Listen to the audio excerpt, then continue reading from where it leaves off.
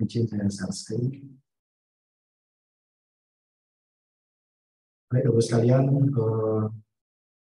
pertemuan kali ini adalah kolaborasi ya.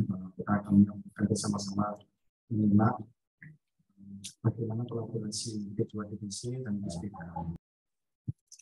Baik, Bapak sekalian, sesuai dengan Permenkes nomor 39 tahun 2019 bahwa pendampingan keluarga adalah satu cara puskesmas untuk meningkatkan jangkauan sasaran dan meningkatkan akses pelayanan kesehatan di wilayah kerjanya dengan mendatangi keluarga. Artinya, Bapak sekalian, ketika ini adalah program yang langsung mendatangi keluarga,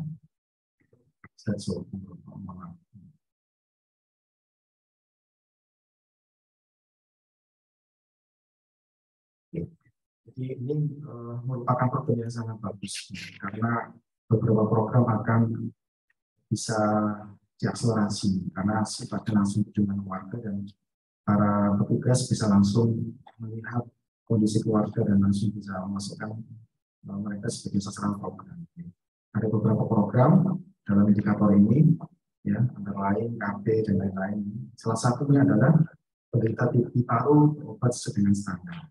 Nah, jadi TBC sudah masuk dalam program PSPK dan tentunya ini menjadi sebuah kesempatan yang baik bagi program TBC di Dinas Kesehatan maupun di Puskesmas untuk bisa mengakselerasi program-program ini. Nah, selain program PP masuk dalam PSPK, TBC juga masuk dalam SPN, Kapolta.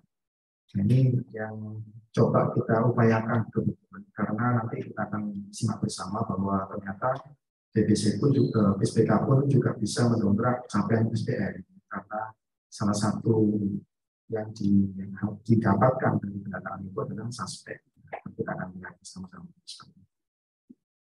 Ya, kolaborasi P2 TBC dengan PSPK. Jadi PSPK ini menjadi pintu masuk semua program ini termasuk TBC. TBC menjadi salah satu indikator keluarga sehat dan berdasarkan evaluasi ya, dari melakukan TBC ini teman-teman dinas kesehatan dan puskesmas masih belum ya melakukan tidak lanjut hasil PSPK.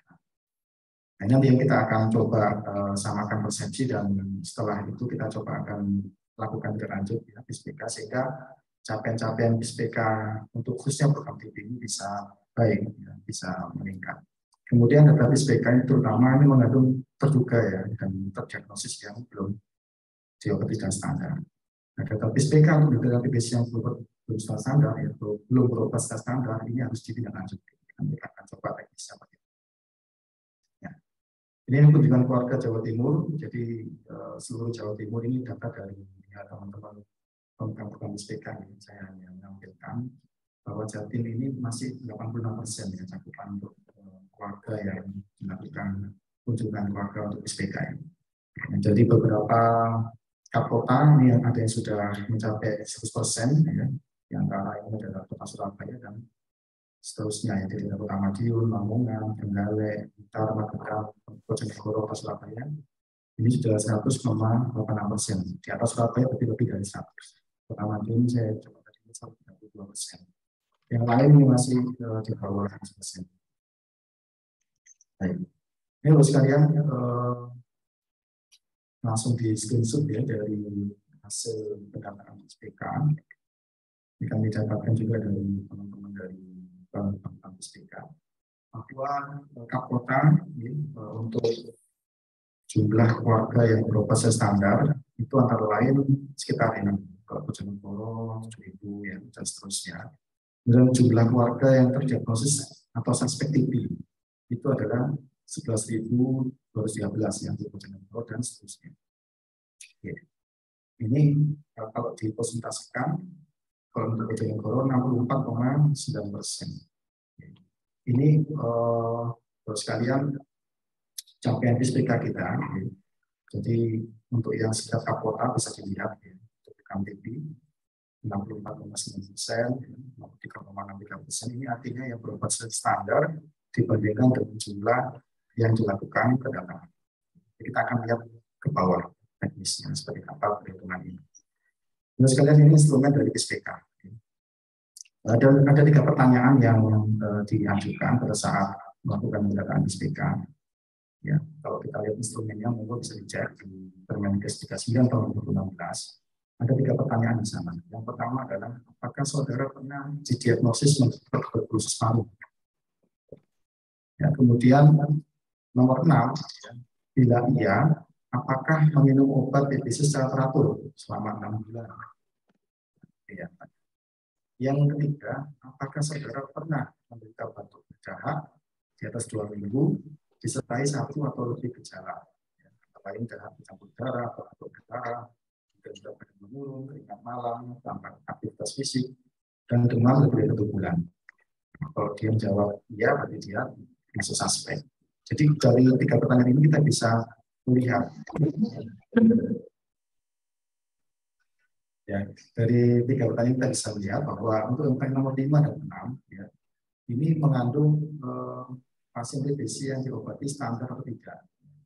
Kalau misalnya dia menjawab iya, dia terdiagnosis TBC paru, dan kemudian dia menjawab dia berobat secara teratur, iya, maka dia termasuk pasien TBC yang diobati secara standar.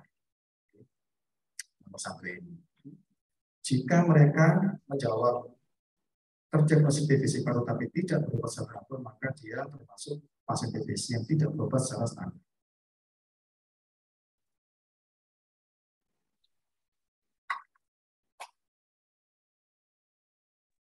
Baik.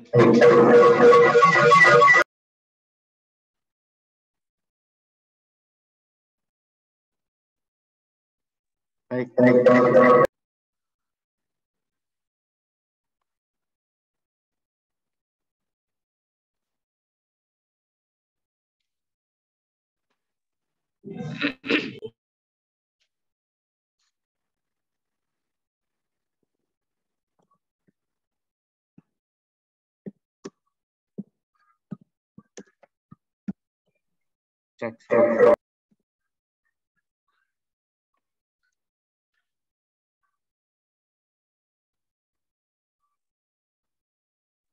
1, cek. Suara saya jelas, Bapak sekalian? Mohon maaf, ini ada gangguan teknis, jadi kita perbaiki sebentar. Bagaimana? Sudah jelas? Jelas, G? Oke, baik. Ya, jelas. Oke. Saya ulangi, G. Mungkin tadi ada yang belum jelas. Jadi ini adalah instrumen PISPK dalam Permenkes 39 tahun 2016. Kita bisa melihat di sini bahwa ada 3 pertanyaan dalam instrumen ini yang untuk mengukur tadi ya pengobatan TBC sesuai standar. Ada pertanyaan 5, 6, dan 7 yang kami coba tandai. Yang pertama, apakah saudara pernah didiagnosis menderita TBC paru? Ya. Kalau dia menjawab iya, dilanjutkan ke pertanyaan yang berikutnya, apakah meminum obat secara teratur selama 6 bulan?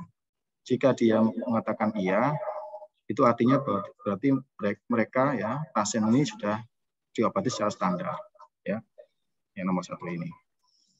Jika dia diagnosis TBC paru, namun dia tidak berobat secara teratur, maka dia termasuk sebagai pasien TBC yang tidak berobat secara standar. Oke. Nah, jika yang ketiga ini ditanyakan lagi, apa kalau misalnya sama-sama tidak, ya, berarti dia tidak terdiagnosis TBC. Nah, apakah saudara pernah bilang selesai? Enggak. Masih masuk. Oh ya. Apakah saudara pernah menderita batuk berdahak, ya, atau lebih dari 2 minggu?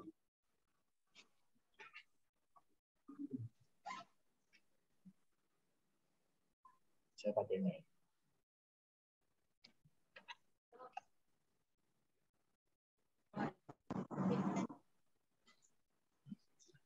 Oke, cek suara saya masuk.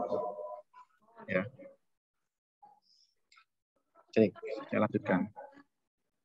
Nah, jadi yang nomor 7 ini, apakah saudara pernah menderita batuk berdahak lebih dari 2 minggu, ya, disertai dengan 1 atau gejala, misalnya dahak bercampur darah, ya, atau batuk berdahak, berat badan menurun, berkeringat malam hari tanpa aktivitas fisik, dan demam lebih dari 1 bulan.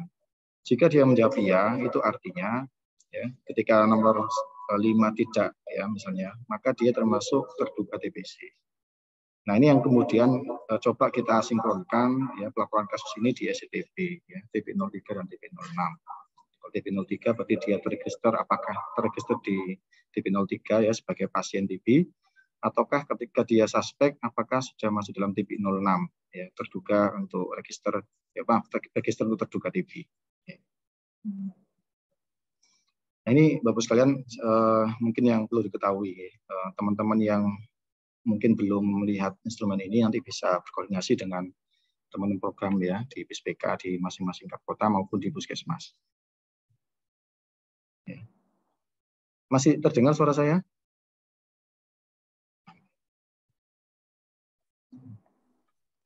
Masih, Pak. Ya, baik. Nah, ini DO-nya untuk PSPK. Okay.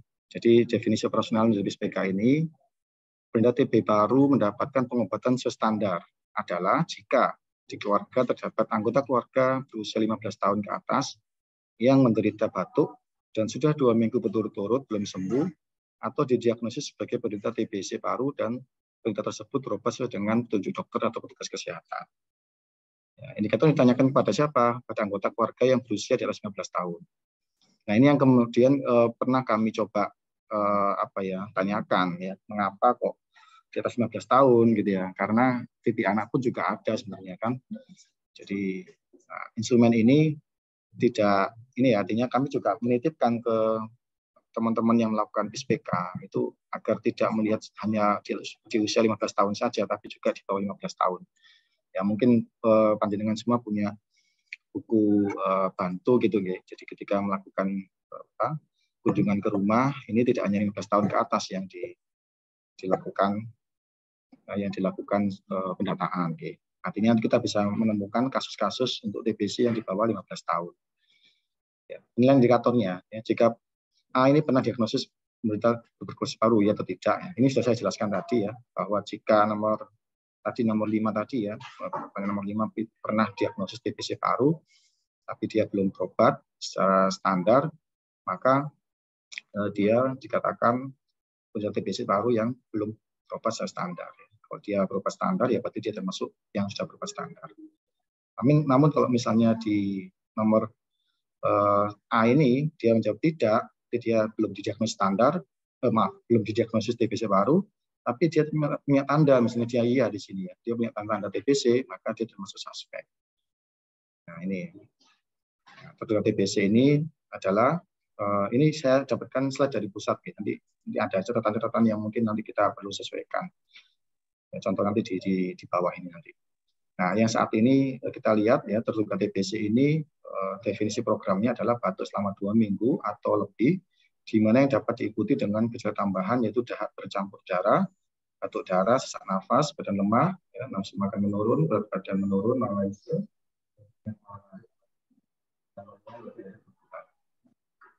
Kemudian dia dikatakan terdiagnosis TBC berdasarkan hasil pemeriksaan laboratorium.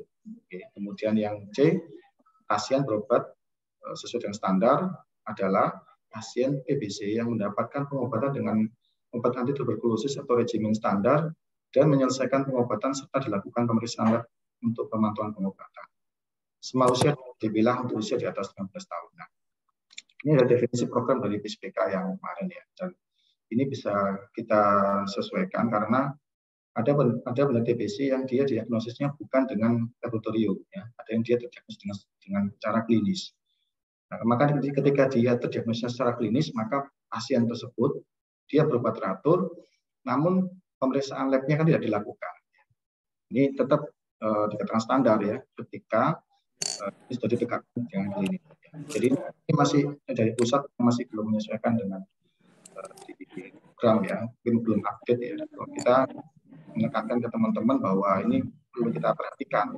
Kalau bisnis secara klinis, maka teratur ya 6 bulan tanpa pemeriksaan lab karena memang dia klinis ya, apalagi TB anak di awal kan dia tidak berdahak ya, ditetapkan secara klinis ya dengan scoring, maka untuk pengobatan secara standarnya ya dia dikatakan sebagai pengobatan secara standar.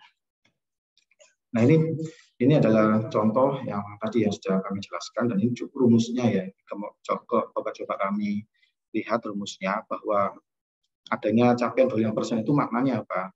Maknanya bahwa ada jumlah keluarga yang bernilai 1. Bernilai 1 itu artinya apa? Ketika dia terdiagnosis paru, dia berobat standar, maka dia mendapat nilai 1. Kalau dia berobat, dia diagnosis TB paru tapi belum berobat standar, nilainya 0.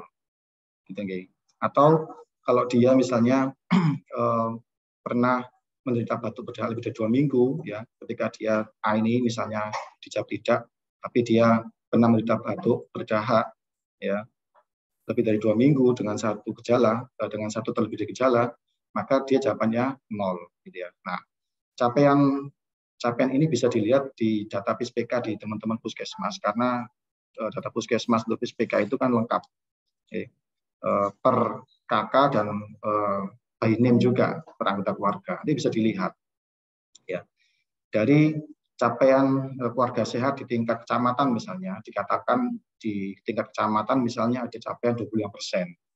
Itu maknanya berarti ada 25 KK, ya, ini saya contohkan saja sederhana. Ada 25 KK yang bernilai 1, itu artinya dia berobat dengan standar, dibanding dengan jumlah 75 KK yang bernilai 0, ya, ini artinya apa? Ada jumlah yang dia belum berobat sesuai standar dan jumlah terduga, yaitu 25 KK. Ya, ditambah dengan 25 KK yang bernilai 1. Ya. Jadi ini capainya akhirnya 25%. Nah, Bapak sekalian, jika Bapak sekalian bisa mengintervensi 75 KK ini, artinya kasus-kasus yang mungkin udah lama, yang dia misalnya ini ada yang tanya tadi ya, gimana kalau kasusnya 2018, 2019 ya, apalagi belum ada SDB saat itu, coba dicek lagi di data puskesmas, apakah mereka memang belum berobat sesuai standar, ya, dicek lagi. Kalau dia sudah berobat standar, maka tinggal diupdate di data PISPK, ya, di aplikasi PISPK. Ya. Tapi kalau dia kasus-kasus baru, nanti bisa dilihat apakah dia masuk registrasi SITP apa belum, ya. Terutama yang di atas 2020 itu bisa dicek di SITP. Kalau dia di bawah 2020 bisa dicek di SITT, gitu ya. Karena kita punya 2 program yang berbeda saat itu, ya, transisinya di tahun 2020. Jadi kasus-kasus TBC yang ditemukan itu dimasukkan dalam SITP tahun 2020 ke atas, ya. Untuk kasus-kasus yang ditemukan di bawah tahun 2020 itu dimasukkan di SITT. Tinggal dicek saja Bapak sekalian. Apakah memang ada 75 KK ini yang memang dia belum berobat standar, ya, tapi ini sebelumnya dipilah dulu, ya, karena 75 KK ini mengandung dua kondisi, ya. Yang pertama dia berobat sesuai standar atau tidak, ya. Maaf, kalau dia 0 berarti dia belum berobat sesuai standar. Kalau kalau dia tidak didiagnosis, apakah dia termasuk terduga. Nah, nanti 75 KK dipilah di masing-masing puskesmas. Kecampur lah Pak De. Nah, iya. Jika standar dicocokkan dengan data di SITT atau di SITB, ya. Kalau di SITT ada data itu, maka panjenengan tinggal mengupdate saja. Oh, dia sudah berobat standar, maka jumlahnya akan berkurang. Ya, jumlah ini akan berkurang, maka persentasenya akan naik untuk capaiannya. Logikanya seperti itu, Bos. Mudahnya seperti itu. Sehingga yang diharapkan adalah panjenengan semua bisa mengupdate data ini. Ya. Nanti kita tadi sudah lihat, ya, capaian-capaian di masing-masing kota. Itu misalnya kalau ada 34%, berarti ada 66%, ya, yang dia masih bernilai 0. Ya. Bernilai 0 itu artinya ada yang dia berobat belum standar, atau dia juga termasuk suspek. Seperti itu, ya, sekalian. Ada yang sudah 67%. Itu artinya 67% mereka sudah berobat sesuai standar, yang 33% itu masih mengandung tadi belum berobat standar dan terduga. Nah, ini akan sangat bagus ketika nanti teman-teman menindaklanjutinya dengan menelusur, ya, data tersebut untuk disinkronkan dengan data TP03 dan TP06. Oke. Itu Bapak sekalian. Jadi tinggal diupdate saja, ya. Kalau kejadiannya sudah lama, ya tinggal diupdate. Kalau memang dia sudah berobat, berarti tinggal dikurangi saja. Nah, Bapak sekalian, jadi untuk data terduga TBC pada PISPK, nanti tim pembina keluarga berkoordinasi dengan pengelola program TBC Puskesmas, ya. Jadi nanti akan ada koordinasi, ya, antara tim pembina keluarga dengan pengelola program TBC Puskesmas untuk melakukan kunjungan, ya, pada keluarga tadi untuk melakukan kunjungan ke puskesmas. Ya, ketika dia misalnya ketemu dia punya gejala TBC ya, tadi yang ketiga tadi, ya, dia belum terdiagnosis TBC, tapi dia punya gejala-gejala TBC, maka dia bisa disarankan untuk bisa melakukan kunjungan ke puskesmas. Oke. Nah, ini yang tadi yang ditanyakan. Bagaimana jika mereka terduga, tapi sudah periksa ke puskesmas, ya tinggal diupdate saja di aplikasi PISPK. Ya, artinya dia sudah ditegakkan diagnosis, maka itu akan mengurangi jumlah yang 0 tadi, sekalian, sehingga capaiannya akan meningkat. Oke. Kemudian menyandingkan data PISPK dengan data terduga. Nah, ini yang dari program terkait ya, dalam ini adalah programmer TBC ya di tingkat Dinkes Kabupaten maupun di puskesmas. Coba disandingkan data PISPK dengan data terduga TBC pada buku register terduga TBC atau TB06 ya. Kemudian mungkin lebih cepatnya ketika teman-teman pakai SCTB nanti tinggal di search saja ya di laporan TB06 ya, atau nanti pada saat di modul kasus terduga coba di search apakah ada nama tersebut di terduga tadi.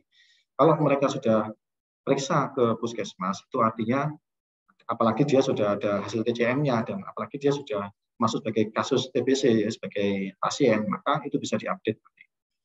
Kemudian melakukan pengecekan pada buku register terduga TB06 ini hampir sama ya. Jadi setelah disandingkan ada yang belum cocok, maka coba dilakukan cek di buku register terduga TB06. Kemudian jika mereka memang belum datang ke puskesmas, nah segera tadi dihubungi untuk bisa masuk ke puskesmas untuk dilakukan penegakan diagnosis ya dengan pemeriksaan TCM. Kemudian jika dia terdiagnosa, lakukan updating data program, lakukan tata laksana pengobatan TB sesuai dengan standar ya jika dia terdiagnosis TBC.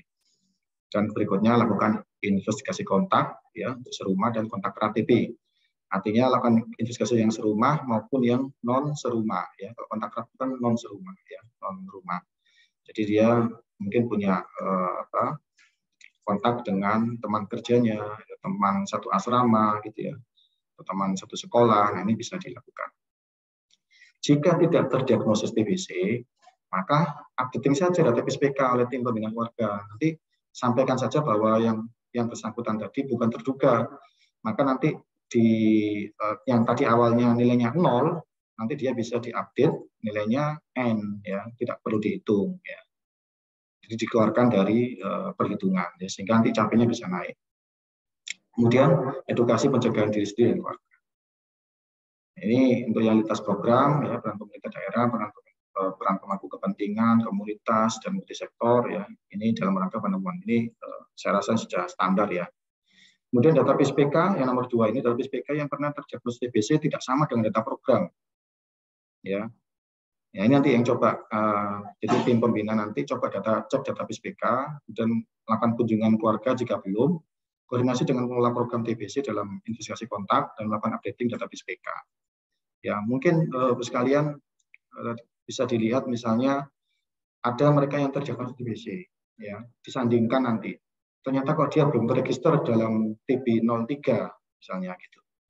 Maka ini harus dicek apakah betul memang dia belum masuk dalam register TB03 ya, ataukah jangan-jangan dia berobat di luar puskesmas sehingga tidak masuk dalam data program gitu. Kan banyak nih mereka-mereka yang dia terdiagnosis TBC tapi dia tidak di puskesmas, mungkin di klinik swasta ya. Di rumah sakit swasta yang dia belum punya SCTB gitu ya laporannya, maka mungkin saja dia diberikan obat-obat dari klinik ya maupun dari rumah sakit yang belum tercatat di SCTB. Nah, ini harus dikonfirmasi ya. Silakan kunjungan keluarga lagi, coba dicek dia berobat di mana gitu. Kalau dia berobat di puskesmas ya tinggal dicek, ditelusur saja, jangan-jangan puskesmas belum entry di SCTB. Seperti itu Bos, singkat atau sederhananya seperti itu. Nah, data PISPK ada, data programnya tidak ada. Nah, ini nanti coba dicek ya di TB03 gitu ya. Nanti apalagi kalau dia punya misalnya TB02 ya, sebagai kartu berobat itu juga bisa dicek apakah dia berobat di mana gitu ya, bisa dilakukan cek ya. Kalau memang dia sudah berobat misalnya di klinik ya dan berobatnya standar, nanti bisa diupdate di data PISPK-nya. Kemudian teman-teman dari program PJ Puskesmas bisa melakukan jejaring dengan klinik tersebut supaya kasus-kasus TBC yang ditemukan di klinik tersebut itu bisa dilaporkan di SCTB.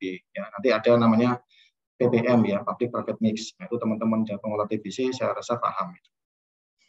Ya, kemudian bekerja sama dengan lintas sektor dan yang lain ya untuk melakukan penyuluhan dan penemuan. Ini yang berikutnya, kondisi yang lain adalah database PK yang pernah terdiagnosis TBC kemudian tidak berobat secara teratur. Nah, mungkin saja Bapak sekalian ada ditemukan pada saat PK itu mereka yang terdiagnosis TBC tapi tidak berobat secara teratur. Nah, ini juga nanti menjadi warning ya, karena kita menghindari terjadinya TBC resisten obat. Sehingga dengan adanya data ini kita bisa segera untuk melakukan tindak lanjut. Ya, nanti teman-teman program bisa melakukan kunjungan kembali dan mengedukasi mereka untuk datang ke puskesmas untuk dilakukan penegakan diagnosis lagi ya. Kalau dia nanti ada di Permenkes 6 tahun 2016, jadi dengan bisa melihat panduan kalau dia tidak berobat secara teratur selama beberapa bulan, itu nanti ada panduannya masing-masing. Silakan nanti dilihat di situ. Jika terjadi TBC maka dilakukan standar ya. Apalagi misalnya mereka pernah berobat tidak teratur di klinik atau di rumah sakit yang jelas tidak memakai obat program misalnya, ini harus ditegakkan lagi. Ya. Apalagi kalau dia masih ada gejala, nah ini jangan-jangan ada bisa kambuh atau bisa resisten, ya ini bahaya kan. Gitu. Ini harus dilakukan tindak lanjut oleh teman-teman program. Nah, jadi intervensi tingkat Dinkes ya. Jadi coba dilihat Bapak sekalian data terduga TBC pada PK. Nanti coba dilakukan mapping hasil IKS di masing-masing wilayah. Tadi ya saya contohkan tadi masing-masing wilayah puskesmas atau kecamatan tadi dilihat berapa persen yang menjadi capaian di situ. Ketika misalnya angkanya cuma 25%, itu artinya ada 75% mereka yang belum berobat standar atau dia terduga. Nah, ini nanti bisa di mapping. Ya, kemudian melakukan pembinaan dan tracing ya. Kemudian ini pengetahuan nakes di puskesmas terkait dengan data langsung TB, ya, lintas program dan tracing profesi. Saya rasa ini standar gitu, yang sudah pernah kami sampaikan teman-teman programmer TB sudah paham semua tentang bagaimana berjejaring gitu ya dengan swasta, kemudian bisa melibatkan tracing profesi untuk melakukan pembinaan kepada sejawat dan lain-lain. Ya, kemudian juga ada analisis yang lain, misalnya data PK yang pernah terdiagnosis TBC tidak sama dengan data program. Ini sudah kita bahas sebelumnya. Ada juga data PK yang pernah terdiagnosis TBC tapi tidak berobat secara teratur. Okay. Kemudian, nah ini kami coba membuat tabel sederhana. Jadi, sekalian ini nanti mungkin bisa dimodifikasi ya dan disesuaikan dengan masing-masing. Ada yang mempunyai ide yang lain untuk bagaimana mengkoordinasikan atau mensinkronkan data PK dengan data program TBC. Ya, ini hanya contoh saja. Misalnya ini ada nomor, nama kakak, tanggal keluarga. Ya. Misalnya data PK dia masuk dalam kategori nilai 0. Ya. Itu artinya mungkin di situ ada yang mereka terdiagnosis TBC tapi tidak berbahasa standar atau dia suspek. Tulis saja di sini nama kakak atau nama anggota keluarganya, alamatnya di mana. Nah, dia termasuk kasus TBC apa tidak? Ya, dilihat saja nanti apakah dia punya kartu berobat, ya, kemudian apakah dia termasuk terkonfirmasi bakteriologis atau terkonfirmasi klinis. Ini harus ditetapkan. Kalau dia bakteriologis, mungkin di sini dijawab ya di sini ya atau di Cawang, mohon terserah. Nah, kemudian dilihat lagi apakah dia terregister dalam SCTB atau SCTT ya, mohon maaf. Ini kalau untuk kasus yang lama SCTT. Kalau dia sudah terregister dalam SCTT dan kemudian bisa dipastikan dia sudah berubah secara teratur, maka bisa dijawab di sini iya gitu ya. Monggo nanti ditambahin misalnya keterangan di dalam SCTB atau SCTT dia sudah berubah secara teratur ya, dijawab kasih keterangan iya atau tidak. Ketika dia menjawab iya, maka nanti tinggal diupdate RTL-nya, diupdate saja di database PK, di aplikasinya itu. Oke. Jadi mereka tinggal dikeluarkan saja dari atau dia nilainya 1 ya, karena kalau dia sudah terdiagnosis standar dan berobat sesuai dengan standar, maka nilainya 1. Nah, di RTL ini nanti panjenengan bisa menyampaikan pada programmer PK untuk mengupdate datanya. Oke, mengupdate datanya. Atau yang berikutnya mungkin dia suspek ya, namanya siapa, alamatnya di mana, dia bukan kasus TBC ya. Dari hasil pertanyaan 5 dan 6 tadi dia bukan termasuk pasien TBC yang terdiagnosis ya. Maka mungkin saja dia termasuk suspek ya, karena dia jawabnya nomor 7 adalah jawaban pertanyaan nomor 3 tadi ya, kalau di dalam instrumen kan nomor 7. Jawabannya adalah iya, maka dia tidak terdiagnosis TBC, namun dia punya gejala TBC, suspek, iya atau tidak? Maksud iya. Nah, dia termasuk suspek, dia termasuk enggak terregister di SCTP atau tidak? Gitu ya.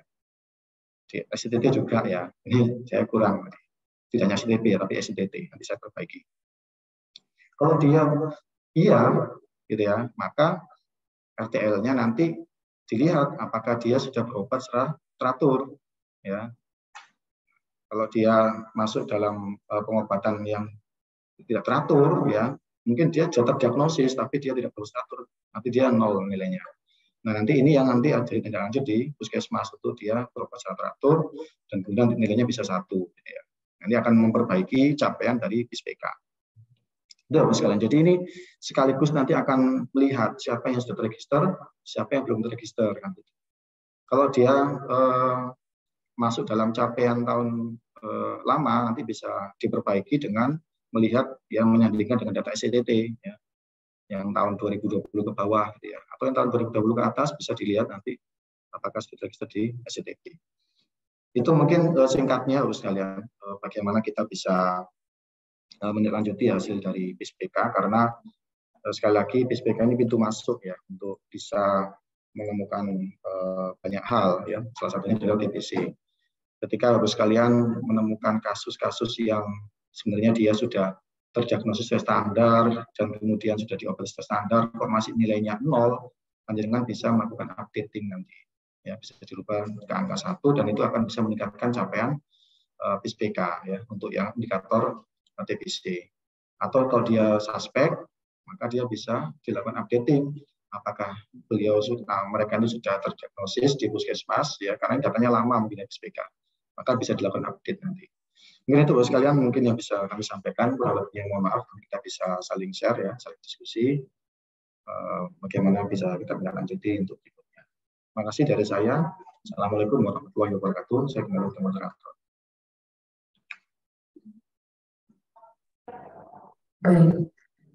Baik, terima kasih Pak Hafid atas penjelasannya yang cukup jelas. Untuk itu pada sesi selanjutnya Bapak Ibu kita akan berdiskusi secara terkait indikator ini. Saya beri kesempatan mohon untuk yang mau bertanya untuk raise hand dan kami mohon untuk host untuk bisa membuka open mic-nya nanti. Ada yang raise hand dari?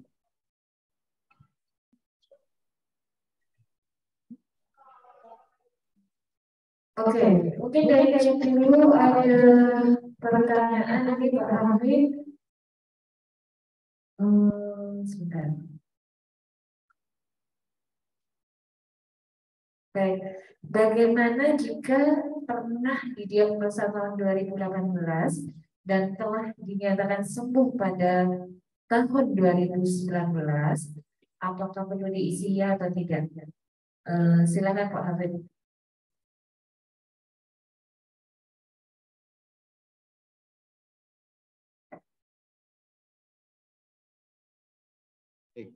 Baik, terima kasih atas pertanyaannya dari Bu Dani, ya, di Dinkes Nganjuk. Bagaimana jika pernah diagnosis tahun 2018 dan telah dinyatakan sembuh pada tahun 2019? Nah, ini nanti yang coba harus ditelusuri. Sembuh, jadi kriteria sembuh, ya, kalau memang sudah sesuai dengan kriteria program, ya, sembuh bahwa dia sudah atau paling tidak lengkap, ya, karena berhasil pengobatan itu kan ada 2, ya, sembuh dan lengkap. Kalau memang di data itu sudah ditelusuri dan sudah diklarifikasi, ya, di puskesmas, data puskesmas, entah itu di SCTT berarti, ya, kalau 2014 itu kalau memang dia atau di register TIP 03-nya sudah jelas dia sudah akhir pengobatan sudah sembuh, maka bisa diupdate nanti di data BISPK-nya, ya. Kalau yang tadi nilainya dia 0 misalnya, ya dia dirubah jadi nilai 1, kan gitu. Itu nanti bisa meningkatkan capaian BISPK, ya. Tinggal diupdate saja, nanti bisa koordinasi dengan teman-teman dari program BISPK yang bisa mengupdate di situ. Ya.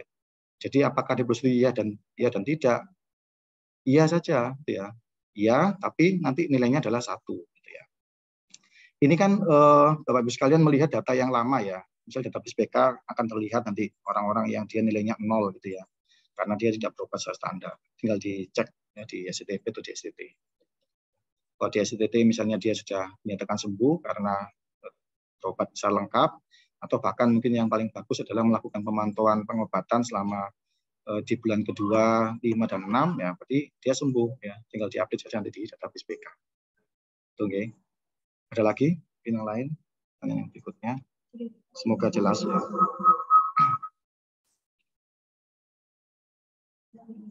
Oh ya, di chat ya.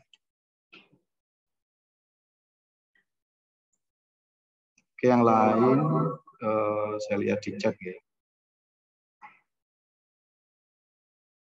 PKM Kerembangan hadir. Oke, bagaimana jika PSPK positif atau ada data PSPK ya? Ini maksudnya begitu ya. PKM Kalibaru Banyuwangi. Oke, terima kasih pertanyaannya. Bagaimana jika ada data PSPK gitu ya? Ada data PSPK, kemudian di program tidak ada. Tapi ini data lama, tahun 2017 misalnya. Apakah perlu dilakukan penegakan diagnosa saat ini? Sedangkan saat program melakukan verifikasi ke pasien, sudah tidak ada gejala lagi yang mengarah ke TBC. Oke. Jadi kalau di sini berarti kan mengarah pada dia suspek ya, terduga di tahun 2017. Ini data lama. Data PSPK-nya ada, data programnya tidak ada. Itu berarti harus dilakukan kunjungan ya, apakah memastikan apakah mereka sudah penegakan diagnosa atau belum. Harus dipastikan dulu sekalian. Kalau memang dia dulu dimasukkan sebagai terduga, ditanyakan apakah betul sudah melakukan pemeriksaan di puskesmas ya. Kalau memang sudah dilakukan pemeriksaan puskesmas dan dinyatakan dia bukan terduga karena hasil TCM-nya mungkin negatif, maka dia dikeluarkan ya, dikeluarkan dari perhitungan ya. Nanti di PSPK diupdate datanya. Oke. Tapi kalau ternyata diverifikasi ke pasien ini sudah nggak mengarah ke gejala TB, ini harus dipastikan betul apakah memang betul dia tidak ada TB ya. Dan juga kan karena ada kunjungan rumah ya, mungkin bisa, ini saran saja sih, bisa dipastikan di anggota keluarga yang lain apakah juga ada yang mengarah ke TBC ya. Nah ini juga Bapak sekalian, data PSPK ini tidak hanya berhenti di dalam kunjungan ketika menemukan mereka yang suspek. Nah ini juga bisa dimasukkan ya. Artinya bisa jadi tambahan capaian program. Jangan-jangan saat ini dia sudah nggak bergejala, tapi anggota yang lain bergejala gitu ya. Nah ini nanti bisa jadi perhatian. Ya. Yang penting ketika nanti Bapak sekalian sudah melakukan verifikasi ke pasien, dipastikan bahwa dia sudah bukan terduga karena dari hasil puskesmas dia tidak terduga, ya bukan terduga, atau mungkin sudah nggak ada gejala, tinggal dilihat saja nanti kalau memang dia tidak masuk dalam kriteria terduga maka akan dikeluarkan dari perhitungan ya. Nah itu harus diupdate di data PSPK sehingga tidak terhitung angka 0 di situ. Jadi dia bisa dikeluarkan ya. Dia nilainya N kan berarti. Nantinya N itu tidak dimasukkan dalam perhitungan. Oke. Monggo nanti bisa ditelusuri lagi. Kemudian ini banyak sekali ya yang tanya. Kemudian misalnya dari puskesmas Melatih, ya. Misalnya saat ini kita melakukan intervensi awal atau survei awal terkait dengan target total coverage. Selanjutnya ditemukan pasien sudah terdiagnosa TBC dan dia sudah berobat 2 bulan.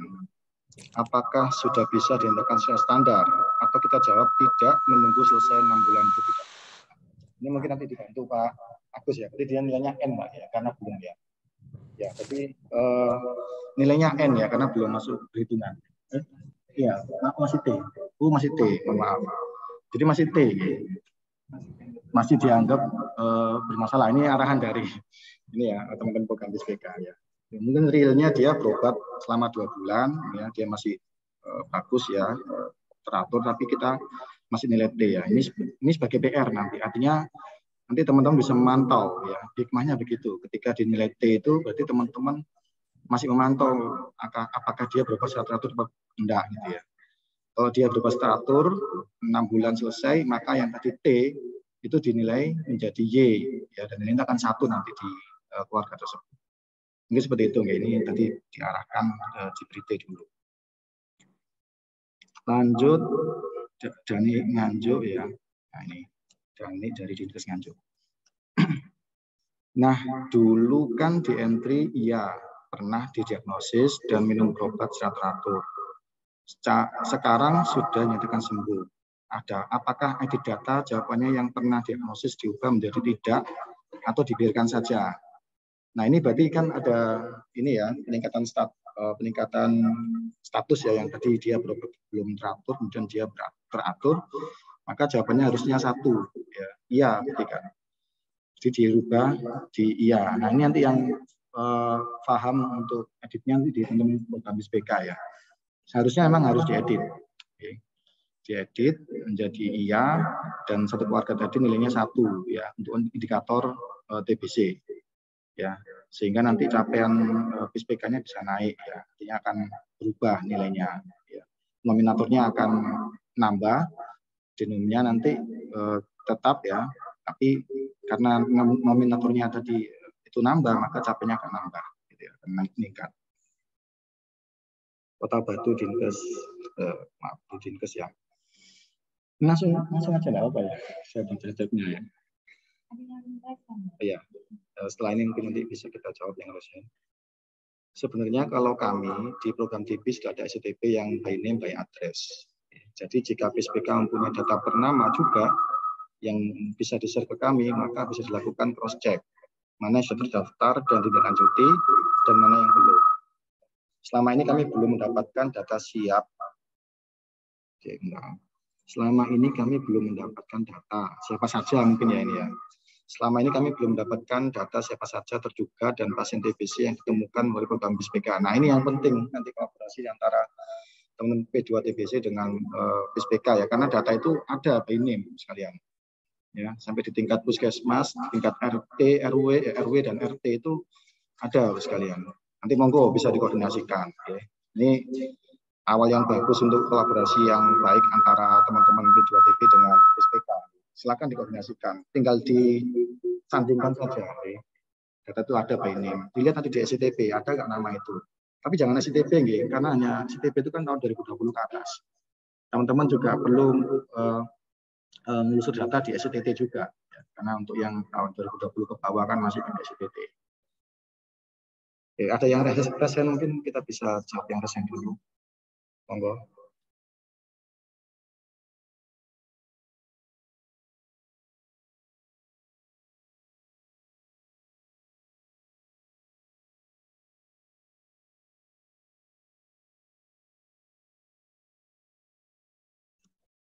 Bu Solifah Dewi, silakan.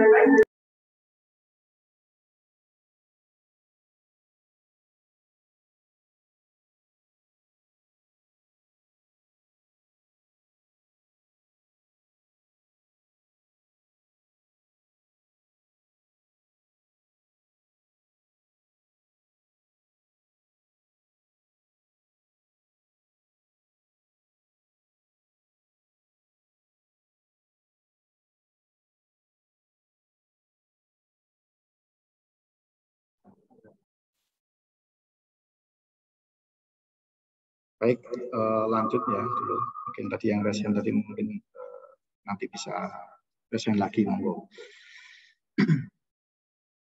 Dari PKM PUB, bagaimana jika bulan ini dapat suspek baru?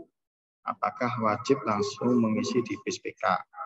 Dan jika belum, dan jika sembuh sudah sesuai standar, update lagi di BISPK?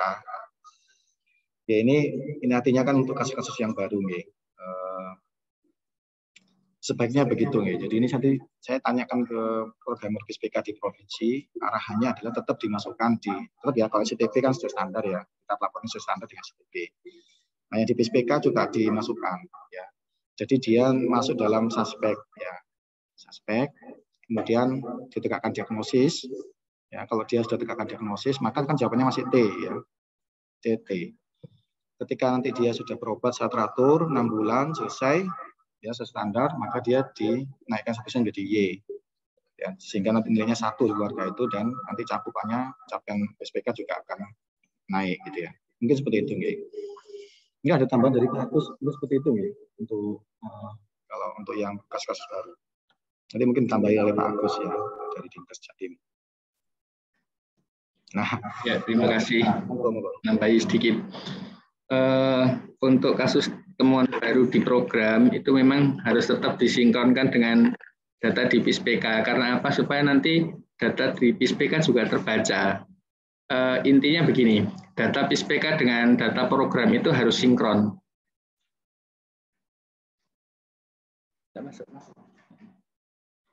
Jadi intinya data PISPK dengan data program itu harus sinkron. Siapapun yang menemukan duluan menginformasikan ke yang lain. Karena apa? Nanti kan sama-sama mengevaluasi. Jadi di data PISPK ketika ada tambahan baru juga terlihat. Terus kemudian diobati secara teratur, sesuai standar juga terlihat seperti itu. Jadi harus sama-sama. Kita saling melengkapi ya, Mas David. Oke, kita jawab. Makasih. Oke, tadi sudah dibantu oleh Pak Agus ya untuk bagaimana koordinasi. Jadi ini juga menjawab pertanyaan yang setelahnya. Oke. Jadi berarti harus untuk entry baru data PISPK harus koordinasi dengan Kamurtb. Oke. Apalagi kalau teman-teman hasil dari kunjungan keluarga tadi menemukan suspek, nah ini penting sekali untuk Kamurtb supaya dilaporkan Bapak sekalian. Ya, tidak hanya dientrikan di PISPK, tapi kalau bisa dikoordinasikan, ya, disampaikan ke Kamurtb. Nanti mereka akan ditindaklanjuti dengan pemeriksaan lebih lanjut, ya, dengan pemeriksaan DCM. Ini sehingga nanti koordinasi antara Kamurtb dengan PISPK ini bisa baik ya dan sinkron nanti. Ada lagi yang tanya tentang batas riwayat TB berapa tahun, Pak?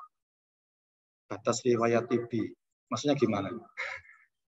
Kalau dia ditemukan di tahun 2017, misalnya gitu, ya nanti dicek saja, ya, apakah dia sudah masuk dalam SCTT.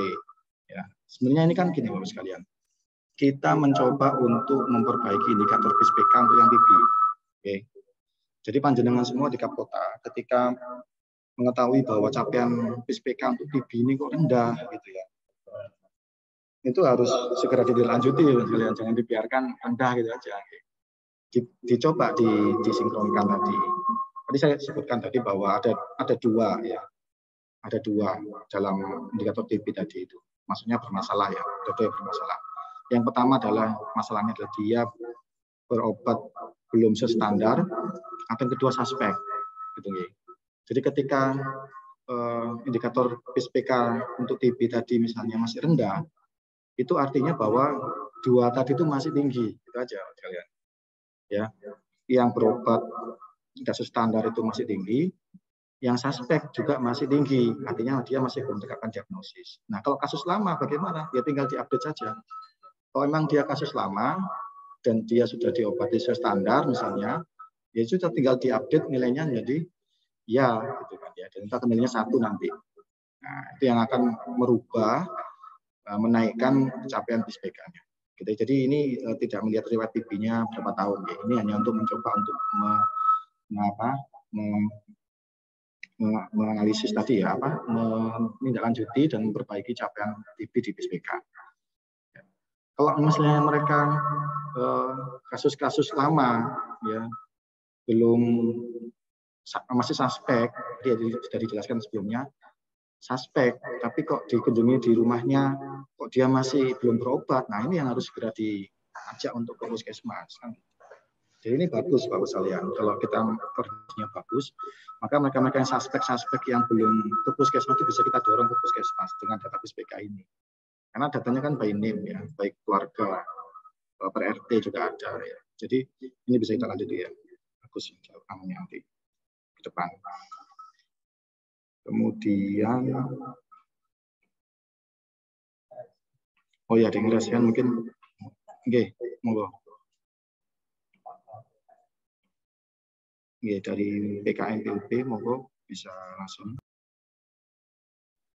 Ya, terima kasih. Selamat siang Bapak. Ini dari Puskesmas Bubakan Pak, Pacitan mau tanya. Setelah mendapat penjelasan tadi, artinya dari SITB itu harus sinkron dengan PISPK. Jadi semua kasus TB mungkin mulai dari gejala, suspek, dalam masa pengobatan, bahkan nanti juga wajib update ketika sudah sembuh. Nah, ini yang saya tangkap seperti itu. Mudah-mudahan memang ya begitu ya Pak ya maksudnya. Jadi BISPK dan SITB ini harus sinkron. Kemudian ada mungkin Pak ini permintaan kalau bisa. Karena di TB juga ada aplikasi SITB, kemudian ada BISPK yang kedua-duanya bermuaranya di pusat dan itu memang data ini perlu sinkron. Bagaimana kalau aplikasi SITB ini bisa bridging langsung dengan BISPK. Jadi ketika membuka salah satu, misalnya membuka SITB dengan mengisi SITB itu sudah langsung nge-link di BISPK. Sebaliknya apabila membuka BISPK dengan persetujuan atau bersama programmer TB di SITB itu juga bisa terisi. Mungkin ini permohonan Pak, mudah-mudahan bisa diusahakan. Terima kasih Pak. Selamat siang. Jadi matur nuwun. Nggih, matur nuwun Pak Radhi dari PKM Kajian tadi nggih. Ya. Masuk suara saya ya. Suara masuk. Masuk ya. Oke, ini artinya tadi Pak Awar tadi sudah menangkap ya dengan jelas tadi apa maksud kami ya. Jadi bagus Pak, matur nuwun. Jadi memang betul seperti itu nanti. Jadi untuk bagaimana agar sinkron antara SITB dengan BISPK.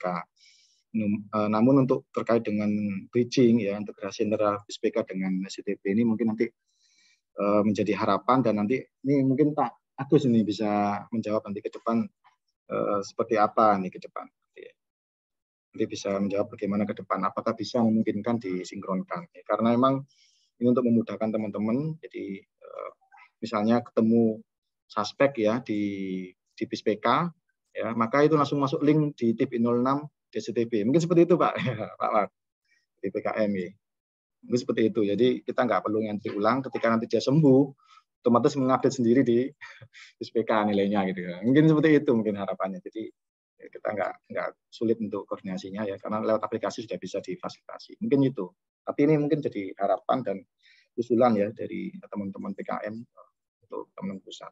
Oke, mungkin Pak Agus bisa nambahkan. Ya, terima kasih. Memang dari kementerian ada rencana untuk itu Pak. Jadi nanti laporan-laporan aplikasi-aplikasi program itu saling bridging sehingga nanti pengisiannya juga tidak berulang-ulang. Ya, ini sedang dalam proses ceritanya dari sana. Nanti dari kementerian itu hanya tinggal beberapa aplikasi yang memang merangkum semua aplikasi yang ada. Ya, kita tunggu aja ya Pak. Usulan yang bagus. Ya, terima kasih. Iya Pak, sama-sama. Kita langsung ke pertanyaan berikutnya. Dari Nur Heliana Sari. Dari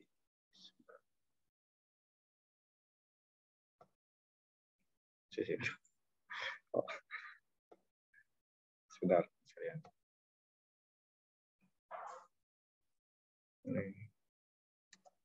Adakah cara cepat ya untuk mengambil data suspek TB dan pasien TB dari aplikasi KS? Nah, nanti bisa dijelaskan oleh Pak Agus nih, cara teknisnya seperti apa nih? Mungkin Pak Agus bisa jelaskan. Yang jelas bisa nih, bisa. Monggo Pak Agus. Oke. Untuk mengambil data suspek kita bisa mengambil data dari Prodata langsung ya. Jadi suspek di BISPK itu tadi sudah dijelaskan oleh Pak Hafid.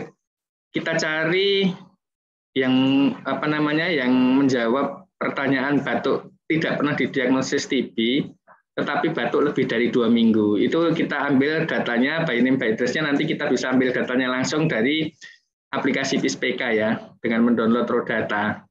Ini itu, kasih.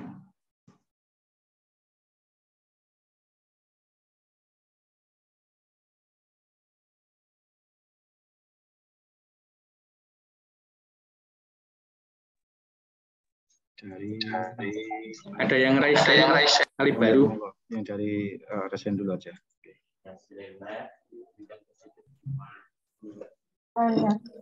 Mau menambahkan saja Pak jawaban dari Pak Agus. Ya silakan Puskesmas kali baru. Oke. Mau menambahkan saja untuk mencari. Belum ada suaranya. Sudah. Oh, sudah. sudah masuk. Menambahkan saja Pak jawaban dari Pak Agus tadi. Cara apa mencari data secara cepat dari aplikasi KS.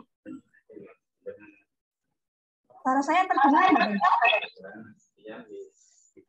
Dengar. Oke. Bisa dengan basic datanya raw data, terus menggunakan menu utilitas, terus cross tab.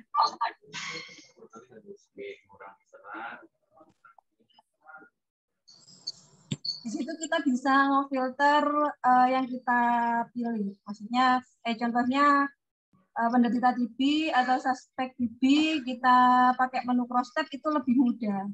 Di situ sampai muncul nama kakak, nama ART yang menderita, sampai RT RW alamat. Ya, betul. Kita bisa memfilter raw data, bisa juga memakai tool yang sudah disediakan, sehingga nanti kita tinggal mengambil sesuai dengan kebutuhan. Ya, terima kasih.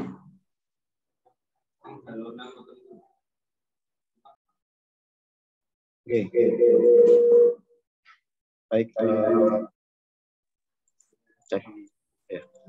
Baik, Bapak sekalian, tadi sudah dijelaskan ya, teknisnya untuk bisa mengambil data tadi, dan saya yakin ini kalau teman-teman bisa kolaborasi dengan baik, ini teman-teman dari program TB akan dapat banyak ya suspek-suspek baru ya yang belum berobat dan lain-lain, bisa dicek nanti.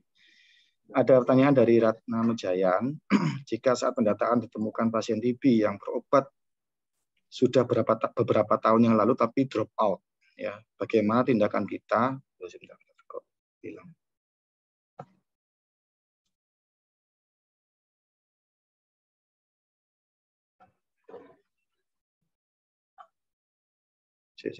Mohon maaf.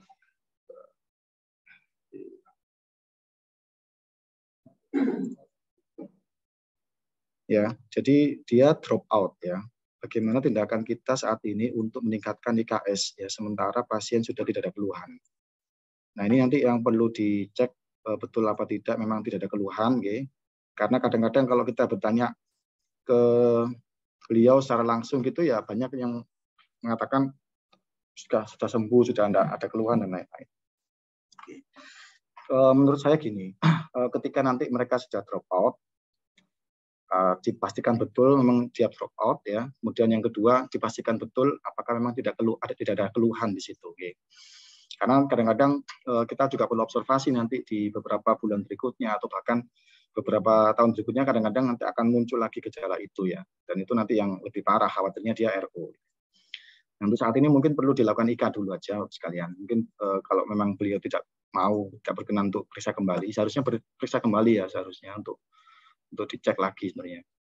Kalau tidak ya kita lakukan investigasi kontak. Kalau memang dia punya kontak serumah, coba dicek di serumahnya ya, di dalam kunjungan ke rumah. Jangan-jangan ada yang sudah bergejala di situ. Apalagi ini sudah beberapa tahun ya. Kalau memang tidak ada yang lakukan, coba diobservasi saja ya. Di dalam kunjungan rutin mungkin panjenengan bisa melakukan kunjungan ulang untuk memantau kondisi mereka. Ya, bagaimana dengan IKS-nya ya? Mungkin IKS-nya tetap nilainya masih T ya. Belum selesai ya, artinya belum bisa berubah ya. Ya masih bisa masih gimana solusinya Pak? Dibiarkan gitu dulu ya sampai dia nanti ternyata kalau ya harapannya kita melihat dia harus cek dulu ke puskesmas untuk memastikan kondisinya. Ya. Dan yang kedua adalah IK ya, investigasi kontak. Jangan-jangan nanti di sekitarnya sudah ada yang bergejala dan ternyata TB juga. Gitu ya. Ini ada lagi yang dari Gustini. Jika survei sudah dilaksanakan beberapa tahun lalu, namun belum dilakukan intervensinya, apa yang harus dilakukan karena keadaan sekarang sudah berbeda. Jikapun masuk pasien TB dan sudah diobati kondisi sekarang sudah sembuh, namun untuk yang berkasus batuk lebih dari 2 minggu, bagaimana untuk kunjungannya karena sudah beda kondisi. Oke. Jadi tadi ini kembali menjawab yang sebelumnya ya, bahwa data ini kan menjadi data yang harus diupdate. Okay. Jadi harus diupdate. Saya jelaskan tadi bahwa ketika capaian TB sesuai standar tadi misalnya 25%, maka ada 75% yang masih gantung ya, masih belum dilakukan update. Jika kondisinya sudah berubah ya tinggal diupdate saja Bapak sekalian.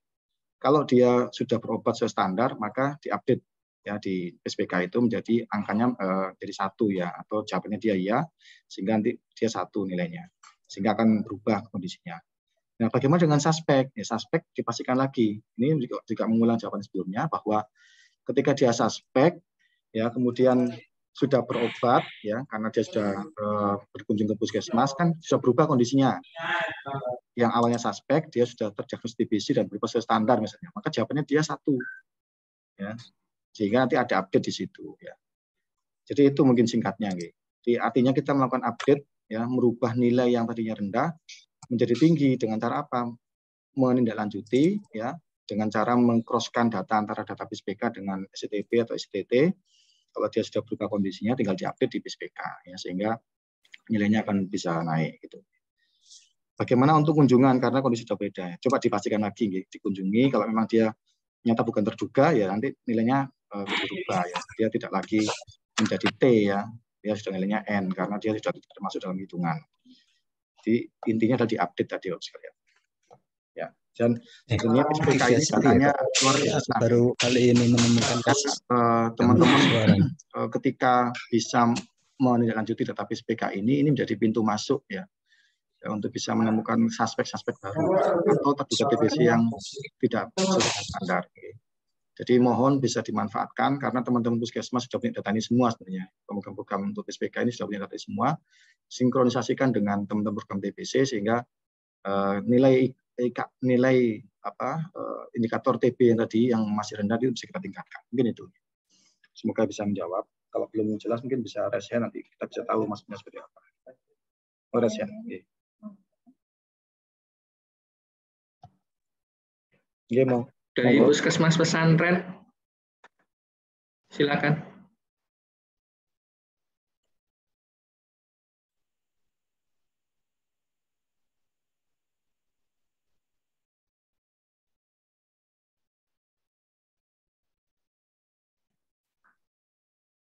Puskesmas Pesantren.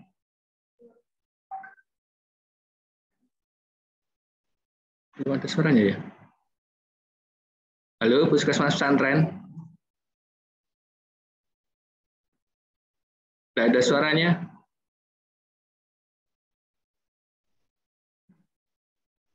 Halo, Puskesmas Pesantren. Pesantren 2.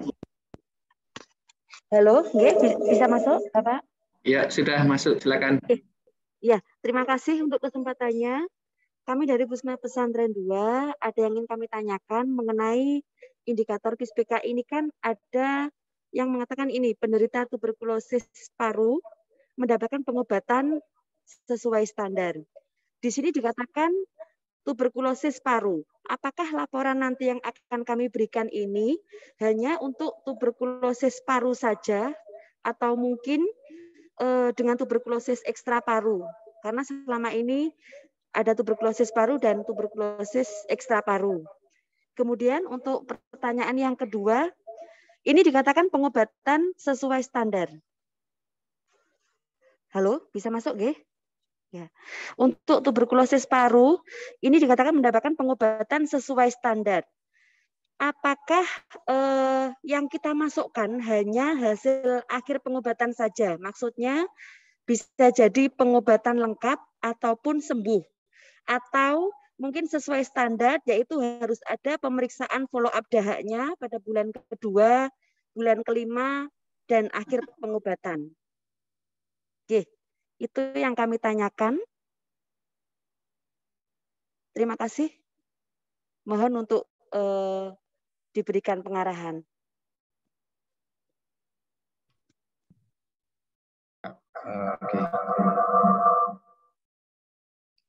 Baik, ini nanti terkait dengan input di BISPK, bagaimana? Karena betul yang disampaikan oleh Bu Rentika, bahwa kita ada juga diagnosis TB paru dan TB ekstra paru.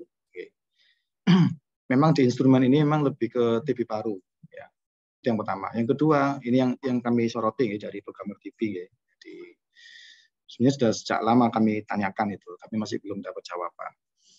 Jadi yang pertama TB paru, yang kedua adalah di bawah 15 tahun. Nah, ini nanti kami mungkin perlu arahan juga nanti dari Pak Agus ini. Kalau untuk yang TB ekstra paru, apakah harus di input juga? Ya, karena ini juga termasuk TBC gitu ya, dan TB anak juga termasuk. Ya. Mungkin nanti Pak Agus bisa menjelaskan. Terus yang kedua terkait dengan pengobatan standar. Jadi kalau di dalam slide yang atau arahan dari pusat memang mereka terdiagnosis TBC, kemudian dia dilakukan pengobatan dan dilakukan pemantauan, pemantauan pengobatan. Nah, bagi yang memang dia berobatnya kok di arahan di pusat itu diharapkan betul bahwa mereka ini yang dia terkonfirmasi bakteriologis itu dilakukan pemantauan pengobatan dengan cek dahak di bulan kedua, bulan ketiga, dan bulan kedua, bulan kelima, dan bulan keenam atau akhir pengobatan. Sehingga dia dinyatakan sembuh dan sesuai standar. Cuma memang terkadang tidak semudah itu di lapangan. Karena mereka-mereka yang sudah pengobatan bulan kedua ya, bahkan mungkin di akhir pengobatan itu sudah nggak bisa berdahak lagi. Sehingga banyak di antara teman-teman itu akhirnya ditutup dengan pengobatan lengkap ya, bukan sembuh karena memang tidak bisa dicek dahaknya. Ya. Tapi di pusat itu mintanya tetap ada cek akhir cek akhir pengobatan gitu ya. Kalau saya pribadi nanti mungkin bisa ditambahi oleh Pak Agus ya. Ketika memang sudah dilakukan standar ya, pengobatannya dosisnya tepat, kemudian waktu minumnya juga sesuai dengan durasinya ya, 6 bulan ya teratur, kemudian dilakukan cek dahak di bulan kedua positif misalnya gitu ya, kemudian ternyata di beberapa bulan kemudian ya di bulan kelima dan bulan keenam kok masih belum bisa berdahak ya, gimana kebijakannya Agus ya, apakah dia dimasukkan sebagai ya atau tetap T gitu, padahal faktanya dia sudah secara klinis sudah membaik ya, sudah sembuh ya, kemudian berat badannya sudah naik dan lain-lain. Nanti bisa disampaikan oleh Pak Agus ya, gimana arahan nanti dari teman-teman. Mungkin itu dulu Bu. Mungkin nanti Pak Agus bisa menambahkan. Gimana Pak Agus? Oke, terima kasih. Bapak Ibu, kita kembali ke esensi data PISPK. Sebenarnya data PISPK ini kan membantu program tujuannya, sehingga nanti data PISPK ini memang harus sesuai dengan yang dimaui program. Jadi seperti ini, apakah berobat sesuai standar, apakah belum, itu sebenarnya nanti yang menetapkan yang sesuai standar itu yang bagaimana, itu sesuai dengan program, seperti yang sudah Pak Hafid sampaikan tadi, harus bagaimana standarnya. Nah, itu yang kita ikuti. Jadi PISPK itu kita kumpulkan data ini sebenarnya membantu program dari mengumpulkan data-data, kemudian nanti kita harus mengevaluasinya. Jadi itu kenapa kita harus sinkronkan data masing-masing dari PISPK maupun dari TB, supaya datanya itu nanti kita bisa evaluasi ya, trennya tiap bulannya, apakah ada kasus baru, apakah ada pengobatan yang sudah selesai, dan seterusnya. Jadi kita harapkan nanti data PISPK itu sesuai dengan apa yang menjadi dalam tanda kutip kemauan program, karena pengguna user data PISPK ini sebenarnya program. PISPK hanya membantu mengevaluasi nanti hasilnya, kekurangannya di mana, yang mana yang sudah selesai, mana yang belum, seperti itu. Ya. Terus tadi untuk TB ekstra paru ini saya konsultkan dengan dari teman di kementerian, itu masuk dihitung TB paru. Masuk di hitungan. Itu Pak Fit. Oke. Baik, ini sudah dikoordinasikan. Jadi intinya Bapak sekalian, untuk yang TB ekstra paru pun dimasukkan ya. Dan jadi kalau untuk TB ekstra paru karena dia biasanya ditegakkan secara klinis, maka memang tidak ada pemantauan pengobatan dengan cek laboratorium gitu ya. Nah, jadi Bapak sekalian sesuaikan saja. Kalau menurut saya kalau memang tidak ada jawaban yang pasti dari kementerian tentang standar tadi harus dicek lab sampai bulan akhir pengobatan. Menurut saya ketika memang sesuai dengan indikator keberhasilan pengobatan itu sudah terpenuhi, menurut saya sudah jawab iya saja ya. Jadi kalau misalnya dia sudah, apalagi TB klinis ya seperti yang anak gitu ya, kan dia tidak ada cek lab, betul ya? Karena di awal si anak tidak nggak bisa berdahak ya, sehingga diterapkan secara scoring. Scoring pun nanti pengobatannya saya sudah pernah konsultasikan bagaimana kalau mereka yang klinis, apakah harus cek lab? Enggak. Kalau dia ditegakkan secara klinis di awal, maka pemantauan pengobatannya dengan klinis juga. Gitu, ya. Maka dijawab saja iya. Ketika dia sudah berobat secara teratur 6 bulan, maka itu sudah sesuai dengan standar. Ya, termasuk juga TB ekstra paru. TB ekstra paru dia klinis, maka dia tidak perlu lagi pemantauan pengobatan dengan cek laboratorium. Gitu nggih. Kalau misalnya dia bisa dilakukan laboratorium itu bagus sekalian. Memang kita harapkan pada program TB itu kan cure rate-nya itu kan 85%, nggih. Betul nggih. Kalau kita merujuk pada Permenkes 67 tahun 2016, itu cure rate-nya, angka kesembuhan itu kan beda dengan keberhasilan. Kalau angka keberhasilan itu 90%. Tapi cure rate, angka kesembuhan itu adalah 85%. Itu artinya bahwa diharapkan memang setiap pasien yang dia terkonfirmasi bakteriologis itu diharapkan dia cek dahak di bulan kedua, bulan kelima, dan akhir pengobatan. Itu harapannya begitu. Oke. Tapi kalau memang saat ini masih dirasa, tadi ya sesuai indikator tadi ya, indikator kesembuhan tadi sudah baik ya, kalau dia tidak bisa berdahak, menurut saya itu jawab iya saja. Ya, artinya dia sudah berobat sesuai standar. Mungkin gitu ya, semoga menjawab. Oh iya.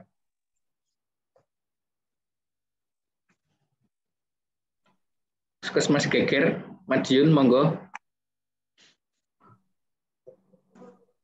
Ya, Pak, terima kasih Pak. Assalamualaikum warahmatullahi wabarakatuh. Salam warahmatullahi wabarakatuh. Saya John Suwarno dari Puskesmas Geger, Kabupaten Madiun, Pak. Ingin menyampaikan sesuatu permasalahan ya sebetulnya mirip-mirip dengan yang sudah disampaikan. Jadi permasalahan kami melakukan survei itu tahun 2017, 2018, 2019 selesai. Kemudian ketika survei awal dulu tahun 2018 kita menemukan kasus bahwa ketika kita survei ada pertanyaan diantaranya apakah ada anggota keluarga yang batuk lebih dari 2 minggu. Jawabnya iya atau ada. Kemudian kalau jawabnya iya ada, kemudian ketika ditanyakan apakah berobat secara teratur atau sesuai standar, berarti kan tidak waktu itu. Kemudian karena nilai IKS-nya kita temukan T, kemudian kami tindak lanjuti ke lapangan, kunjungan rumah. Kemudian kita laksanakan pemeriksaan, tindak lanjut pemeriksaan BTA, sebutin BTA. Di hasil seputum itu menunjukkan hasil negatif, Pak. Diulangi lagi negatif, diulangi lagi negatif. Kemudian kami juga tindak lanjuti dengan ronsen, torak foto. Torak foto hasilnya juga negatif, maksudnya bukan mengindikasikan TB, tapi lebih ke arah PPOK. Jadi klien tersebut sampai batuk-batuk itu sampai lebih 2 tahun ya masih batuk-batuk saja karena memang PPOK. Permasalahannya Pak, apakah kondisi seperti itu nilai IKS di pertanyaan atau indikator TB tadi bisa kita rubah atau bagaimana supaya tidak T, Pak? Itu permasalahan yang kami hadapi. Terima kasih Pak atas penjelasan sebelumnya. Ya, baik. Baik dari Puskesmas Geger nggih, Madiun. Jadi ya sekalian, kalau memang sudah dilakukan tindak lanjut ya, ketemunya dia adalah terduga. Kemudian awalnya kan memang dicatat sebagai terduga ya, dan itu nilai IKS-nya akan turun karena dia nilainya T ya. Nah, ketika sudah dilakukan cek ya di lab ya, kemudian negatif, dilakukan ronsen kok negatif, artinya dia bukan terduga. Ya, kalau sudah bukan terduga maka diupdate nilainya menjadi N ya. Artinya dia tidak masuk hitungan sehingga nanti hitungan IKS-nya bisa naik gitu Bapak sekalian. Jadi yang penting adalah mengupdate. Kalau memang dia suspek ternyata kalau dibuktikan ternyata bukan TBC, maka dia bisa dinilai N dan itu nanti diupdate di aplikasi SPK. dan tidak akan dihitung, ya. Jadi dikeluarkan dari hitungan, sehingga nanti naik IKS-nya karena dia tidak masuk dalam genom, ya. Tidak masuk dalam pembagi. Mungkin gitu Pak dari dosen BKG. Ya, terima kasih Ibu Pak. Munawaroh, Jadi silakan. nanti kita kembalikan ke Sudah Pak, yang geger. ya. Jadi nanti untuk pertanyaan kita masukkan ke N ya Pak. Iya. Ke editing data. Ya, terima kasih Pak. Iya, sama-sama.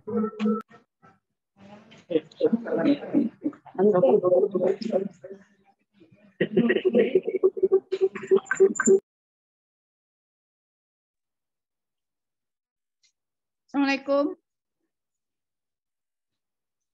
Halo. Masuk apa enggak? Masuk, Bu Siti, monggo silakan. Ya. Assalamualaikum warahmatullahi wabarakatuh. Waalaikumsalam. Kami Siti Munawaroh, petugas TBC dari Puskesmas Karangrejo Magetan. Mohon izin menyampaikan, untuk tadi disampaikan bahwa antara data SITB dan data PISPK diharapkan saling melengkapi, nggih. Untuk data di SITB itu adalah pasien TBC yang pengobatan di vaskes kita, yang di puskesmas. Sedangkan ada beberapa data TBC yang pengobatan di luaskes. Itu nanti berarti kita sampai ke PISPK ya, untuk diupdate di PISPK sebagai laporan juga. Terus sebaliknya juga data dari PISPK yang masyarakat yang terduga TBC untuk dikunjungi, ditindaklanjuti untuk pemeriksaan di puskesmas, masuk di terduganya SITB. Ngaten ya Pak nggih? Nggih, betul.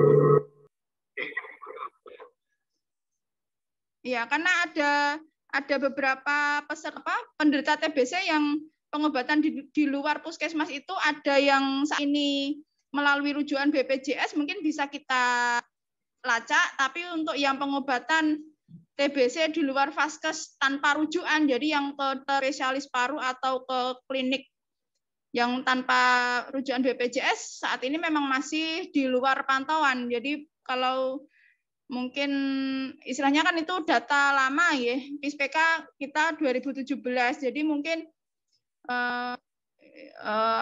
yang kita dapatkan hanya terduga. Untuk pasien saat ini yang sedang pengobatan itu yang kita belum tahu seluruhnya, yang mungkin belum tercover semuanya datanya. Mohon penjelasan. Terima kasih.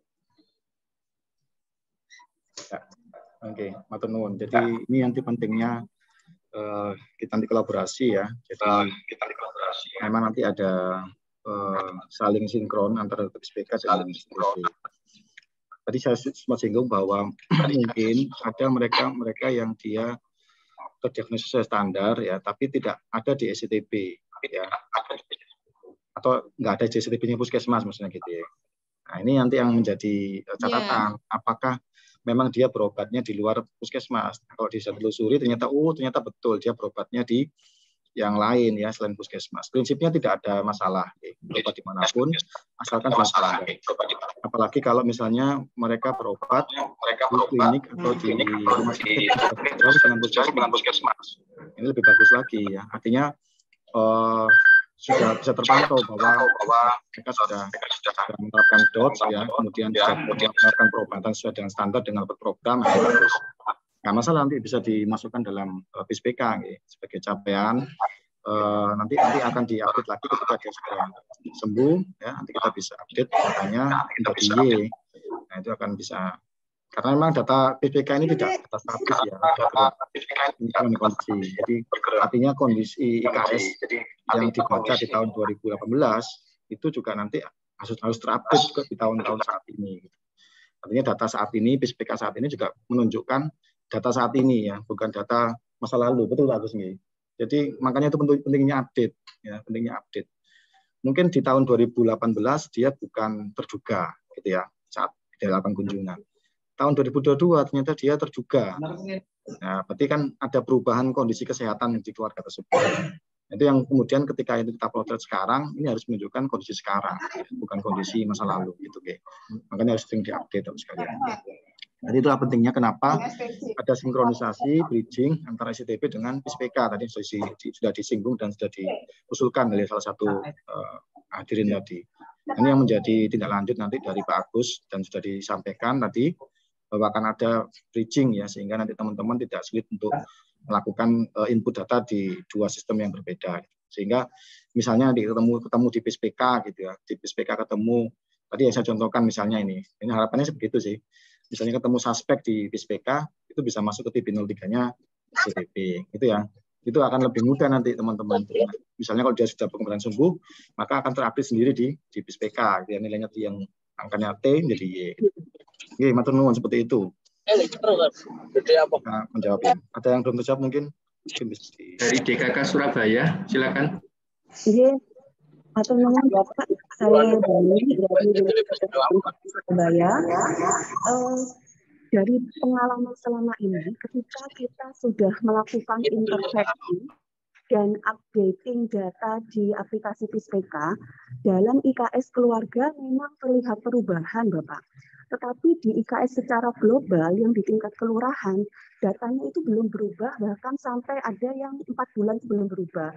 Jadi kalau sekilas dilakukan evaluasi, masih banyak kasus yang belum terintervensi. Padahal sudah kita lakukan dan sudah kita rubah. Mohon arahan Bapak untuk selanjutnya apa yang bisa kami lakukan. Matur nuwun. Oke.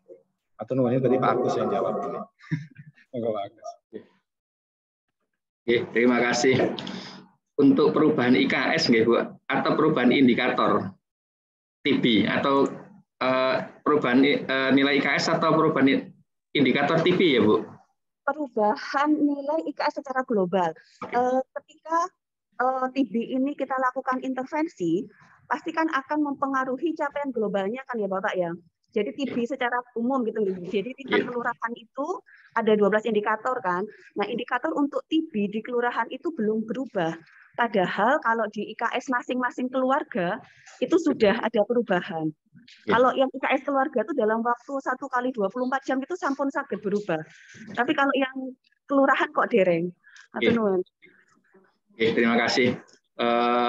Jadi gini Bu, untuk perubahan tingkat wilayah biasanya sebulan. Tapi tadi sudah disampaikan sampai 4 bulan belum berubah ya. Kalau untuk IKS, memang kalau IKS ya, memang tidak serta-merta ketika ada intervensi misalkan TB, itu langsung menambah IKS tidak. Tapi yang jelas dia akan menambah capaian penambahan indikator TB. Kalau IKS itu nanti masih tergantung dengan indikator yang lain. Jadi misalkan memang sudah diintervensi di masalah TB, tapi dia masih punya masalah kesehatan yang lain, sehingga keluarga itu masih belum bisa menambahkan jumlah keluarga yang sehat ya. Artinya makanya IKS-nya tidak naik, karena IKS itu nanti dihitung dari jumlah keluarga yang sehat ya. Walaupun sudah diintervensi TB, tetapi ketika masalah kesehatan yang lain belum diselesaikan, jadi keluarga itu masih status tidak sehat, maka ya itu IKS-nya tidak naik, seperti itu Bu. Maksud saya yang untuk TB-nya Bapak, jadi kalau di tingkat kelurahan A gitu kan ya, ada 12 indikator, yang terendah TBC gitu.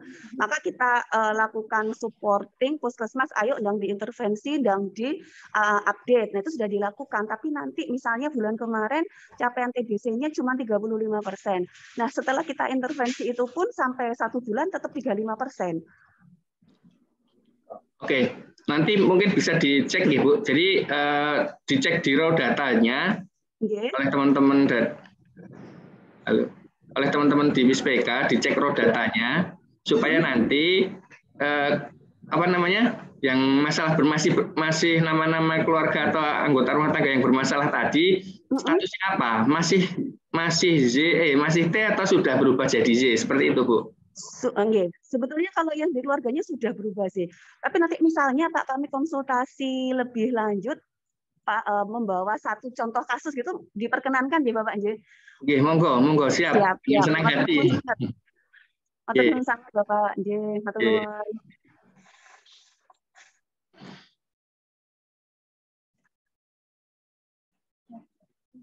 Chat masih ada?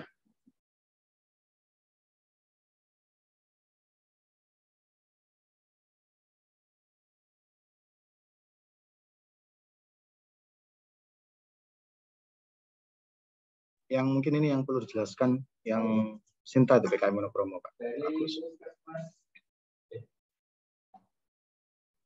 Ini ada dari Puskesmas. Mana ini Sukorame ini ya? Yang kota kecil yang mana? Bila data program lebih banyak, bisa diinput ke PISPK, tapi PISPK lebih banyak apa bisa diupdate ke program. Nah, bila PISPK dilakukan tahun 2022 ke bawah, maka dimasukkan ke program tahun berapa? Ya, ini saya jawab yang tentang ini ya, yang banyak. Kalau data PISPK lebih banyak, data program lebih sedikit, maka kita bisa telusur selisihnya, Bapak Ibu. Jadi, misalkan di PISPK jumlahnya 10, kemudian di program hanya 8, misalkan di cross check yang 2 ini ditelusur saja. Nanti 2 ini dipastikan terdiagnosis apa tidak. Tapi ketika yang 2 ini ternyata terdiagnosis, berarti nanti program yang harus menambahkan ke sasarannya ya, sama-sama 10. Sebaliknya, jika ternyata ditelusur ternyata ini dicek ternyata bukan, berarti nanti PISPK yang harus mengubahnya menjadi bukan sasaran lagi ya, menjadi N seperti itu. Jadi saling ya Bapak Ibu. Jadi tidak mana yang benar, tapi kita telusur, kita cek bersama ya. Apalagi kalau suspek tadi sudah jelas harus dipastikan seperti itu. Nah, jika PISPK dilakukan tahun 2002 ke bawah, maka dimasukkan ke program tahun berapa? Ini sebenarnya terkait dengan update data ya Bapak Ibu. Jadi semua program semua data di PISPK itu harus diupdate sesuai dengan kondisi terkini.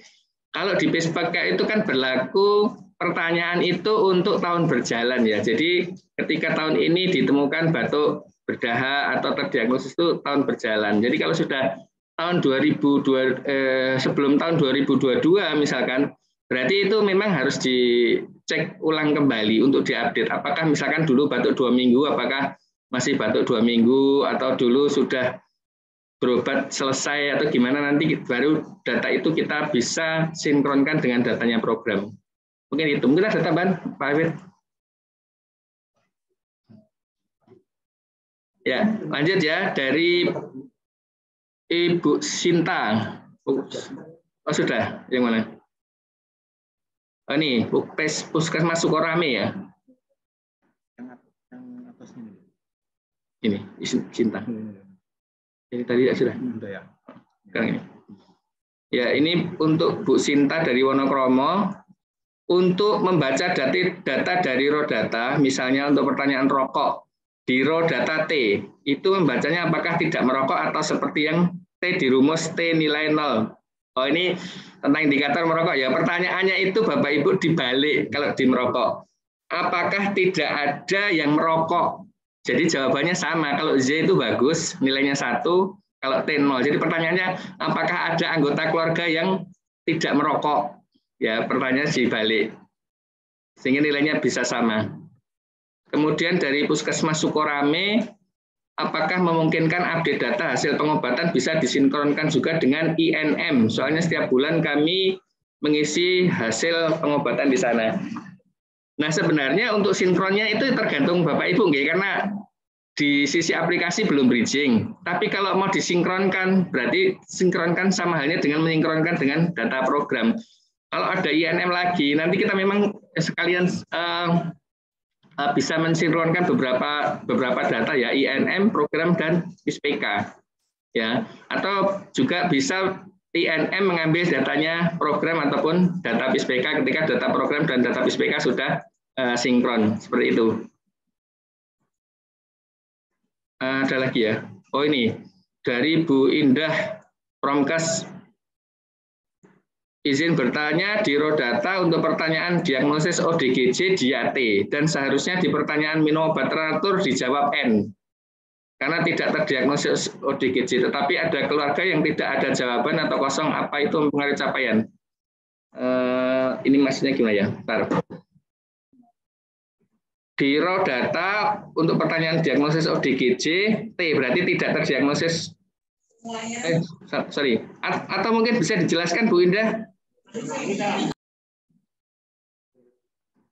Bu Indah bisa bicara langsung.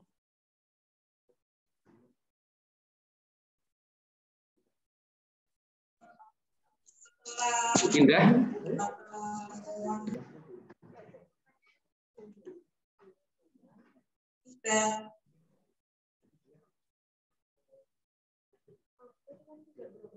Ya, ya. Ini sih kalau saya semoga tidak salah menyimpulkan ya. Untuk pertanyaan diagnosis ODGJ dia T, artinya T itu maksudnya tidak terdiagnosis ODGJ ya? Atau terdiagnosis? Ini membingungkan nih pertanyaannya. Oke. Oh iya, iya, sih.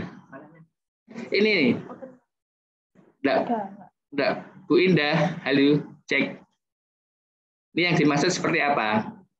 Untuk pertanyaan diagnosis ODGJ dia T, maksudnya dia tidak ODGJ gitu, tak Bu? Bisa dibuka mic-nya, Bu Indah. Dan seharusnya di pertanyaan menu obat teratur dijawab N. Ya. Gini aja, ODGJ itu Bapak Ibu pertanyaannya adalah apakah ada anggota keluarga yang didiagnosis ODGJ ya? Jawabannya Z jika ada. Jawabannya T jika tidak ada. Jadi ketika kita mendapati ada anggota keluarga yang ODGJ berarti jawabannya Z. Ya. Nah, ketika jawabannya Z, maka pertanyaan berikutnya adalah apakah diobati dan tidak ditelantarkan. Nah, kalau jawabannya Z berarti hasil akhirnya adalah bagus karena dia didiagnosis dan diobati dan tidak ditelantarkan. Tapi kalau jawaban pertama didiagnosis iya tapi tidak berobatnya tidak, berarti nanti hasilnya adalah T, berarti tidak bagus ya. Artinya masih perlu penanganan atau intervensi dari teman-teman di puskesmas. Kalau yang pertama jawabannya tidak, ya apakah didiagnosis ODGJ tidak, tapi kemudian pertanyaan berikutnya adalah apakah ada anggota rumah tangga yang dipasung? Nah, ketika jawabannya ada atau Z, maka itu juga menjadi hasilnya adalah T ya, artinya ada suspek ODGJ di sana. Tapi kalau jawabannya apakah ada anggota keluarga dipasung tidak, berarti dia jadi N. Ya, jadi N. Tidak ada yang didiagnosis ODGJ dan tidak ada yang dipasung. Jadi N. N itu bukan sasaran dari program jiwa berarti ya. Jadi tidak masuk hitungan capaian indikatornya. Seperti itu. Begitukah Bu Indah? Bu Indah, monggo silakan.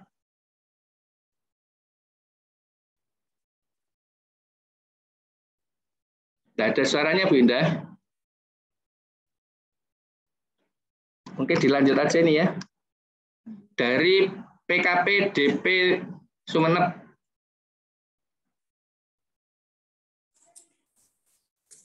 Ya, silakan. Dari Sumeneb, monggo. Bapak, mohon izin, Pak. Ya, monggo, Mbak. Sering tanyakan teman-teman, Bapak, untuk program TB. Misalnya dia pengobatan TB, sudah sembuh. Pengobatannya juga teratur tahun lalu. Apakah tahun ini akan tetap Y, atau jika tidak, sampai kapan dia Y, dan nanti harus berubah jadi T? Apakah ada batas waktunya? Begitu, Bapak. Makasih, Pak. Ya. Oke, untuk yang sudah selesai pengobatan tahun lalu itu jadi N, Bu. Jadi tidak didiagnosis dan tidak kalau tidak didiagnosis otomatis ya tidak berobat ya. Jadi kalau sudah lewat tahun itu sudah N. Yang dihitung adalah tahun berjalan. Jadi ketika ada kasus di tahun ini belum berobat atau didiagnosis di tahun ini belum berobat itu yang dihitung. Gitu, Bu. Untuk tahun ini berarti diganti N ya, Bapak? Misalnya ya, kalau yang sudah selesai pengobatan atau ini, tapi kalau masih belum selesai pengobatan ternyata masih TB, berarti tahun ini masih T ya, Bu? Sudah Bapak, yang sudah berarti N ya Bapak? Sudah N, sudah. Makasih Bapak. Ya.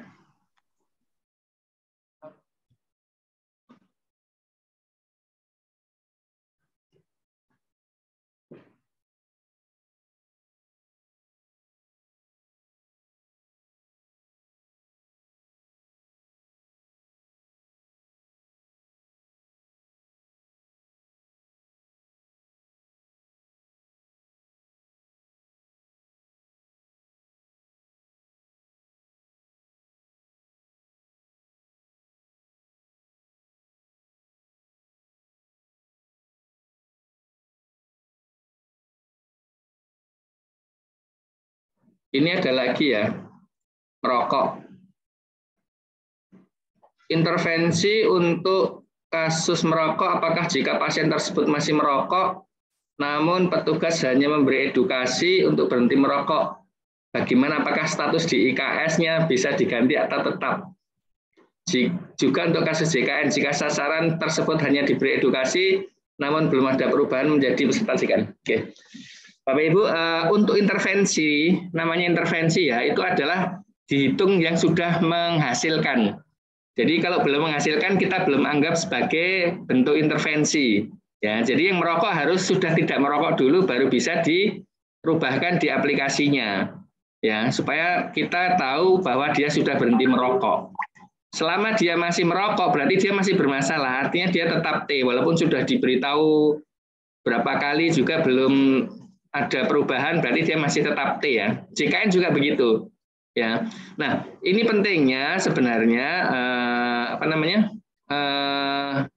intervensi lanjut dilakukan oleh yang berkompeten ya. Misalkan merokok seperti itu, mungkin ada ahli-ahlinya dari teman-teman PTM untuk bisa menindaklanjutinya. Bagaimana supaya tidak merokok ini dari program PTM pasti sudah punya cara-caranya, strateginya ya. Jadi makanya intervensi lanjut harus dilakukan oleh teman-teman dari program. Sementara di database PK kita nanti mengambil hasil dari apa-apa yang sudah diupayakan oleh program, hasilnya bagaimana. Seperti itu. JKN juga seperti itu. Jadi tanggung jawab untuk JKN ini tidak hanya di kita saja, di dinas misalkan atau di puskesmas, tapi juga melibatkan lintas sektor yang terkait. Mungkin itu ya. Kemudian bila dalam satu KK terdapat 2 pasien TB yang menjalani pengobatan TB, ini Mas Hafid ya?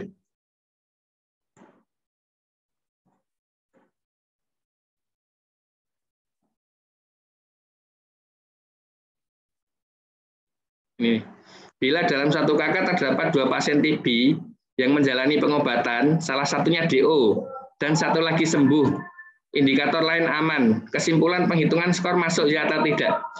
Kalau TB ini selama masih ada bermasalah di keluarga itu, berarti keluarga itu masih kita hitung keluarga bermasalah dengan TB. Walaupun yang satu sembuh, tapi yang satu belum. Artinya masih ada bermasalah di keluarga itu. Tapi kalau dihitung per individu, memang yang satu sembuh, yang satu T, yang satu tidak. Ya, jadi untuk perhitungan karena di PISPK ini kita sebenarnya berbasis keluarga, maka hitungannya di keluarga tersebut masih bermasalah dengan TB. Artinya masih belum menjadi keluarga yang sehat, masih punya masalah kesehatan. Ya, jadi nanti ini tidak akan menaikkan IKS ya, karena masih keluarga bermasalah dengan kesehatan. Tapi kalau secara hitungan individual, personalnya itu mungkin sudah bisa meningkatkan indikator capaian TB ya, pengobatan TB-nya. Ya, tapi kalau IKS-nya mungkin belum. Oke, ini monggo Mas. Oke, baik, nambahkan ya. Jadi yang betul tadi yang sampaikan, mungkin ini saya perlu share screen sebentar ya. Terkait tadi yang saya tanyakan tentang keluarga, tadi ada 2 keluarga yang kena masalah ya TBC. Ini contoh Bapak sekalian, betul yang disampaikan bahwa ketika 1 orang saja yang masih bermasalah, maka dia nilainya 0. Oke, ini contoh ya, contoh yang kebetulan yang di sini yang dicontohkan bukan TB ya, karena TB-nya N semua. N itu maksudnya tidak masuk hitungan ya, karena tidak ada masalah di situ. Ini contoh misalnya ada balita dipantau pertumbuhannya ya, ini kalau saya lihat ya. Itu satunya Y, satunya T, maka nilainya 0 sekalian. Nah, jadi memang PISPK ini nilainya dari nilai keluarga. Artinya jika ada nilai 0, berarti masih ada keluarga yang bermasalah, sekalian. Nah, karena PISPK ini datanya adalah keluarga, maka penting untuk melakukan penelusuran. Jangan-jangan dalam satu keluarga itu tidak hanya satu yang bermasalah, gitu nggih. Kayak TB misalnya, kan nggak satu yang bermasalah, mungkin ada 2 ya, karena mungkin tertular gitu ya. Nah, ini maka perlu ditindaklanjuti Bapak sekalian. Seperti itu nggih. Jadi ini hanya menambahkan saja, memperjelas tadi apa yang disampaikan oleh Pak Agus. Nah, ketika ada satu orang yang masih bermasalah, maka nilainya masih 0 ya. Tetap jawabannya iya, ada satu T, ada iya, ada yang satu Y, ada yang satu T, maka dia akan 0 nilainya. Itu nggih sekalian. Oke, terima kasih. Ya. Ini ada usulan, ada Zoominar yang khusus tentang updating sistem aplikasi PISPK. Teman-teman bisa melakukan update. Ya, terima kasih usulannya. Bisa nanti kita usahakan. Karena sebenarnya update data itu di Puskesmas itu sudah punya sistemnya, tinggal kita memanfaatkannya dengan efektif ya. Jadi update data ini tidak mesti kunjungan lagi ke rumah-rumah langsung, tapi dengan menggunakan sistem pemantauan wilayah. Nanti teman-teman bisa baca di buku pedoman PISPK, di sana yang membicarakan tentang pembina keluarga. Jadi update data PISPK itu pemantauan wilayah oleh pembina keluarga. Ya, monggo dipelajari.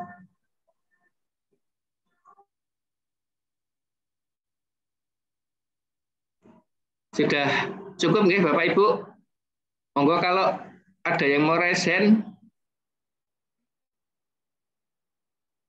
Ini pertanyaan di chat sudah habis, yang raise hand juga sudah tidak ada.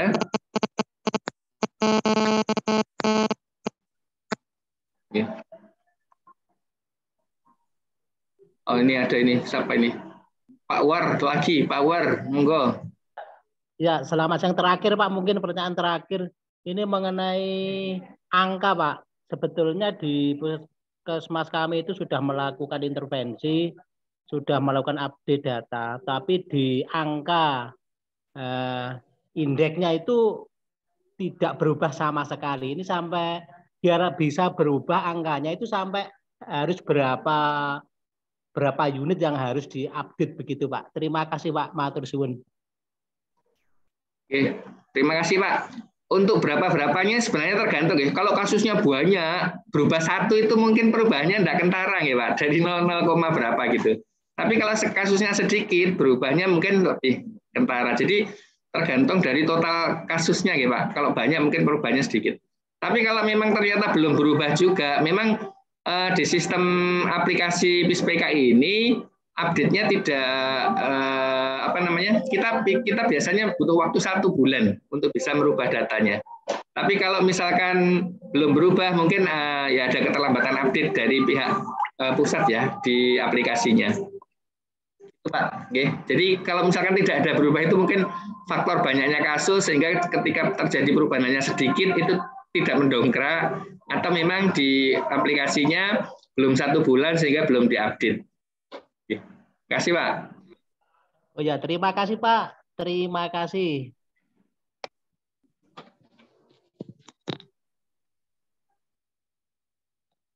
Gimana? Lanjutkan. Penanganan DPLR. Baik Bapak Ibu.